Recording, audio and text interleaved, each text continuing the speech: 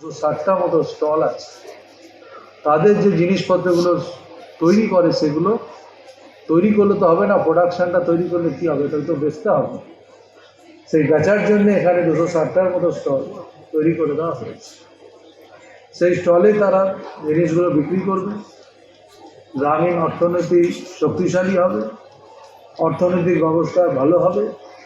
তার জন্যে মাননীয় মুখ্যমন্ত্রী পশ্চিমবঙ্গে তিনি বারবার মহিলাদেরকে বিশেষ করে অগ্রাধিকার তিনি দেন, এবং আমাদের মহিলারা আমি মনে করি তারা নিজস্ব পায়ে নিজে তাকে সবল হবার সক্ষম তারা হবে, তার প্রচেষ্টা সরকার করবে।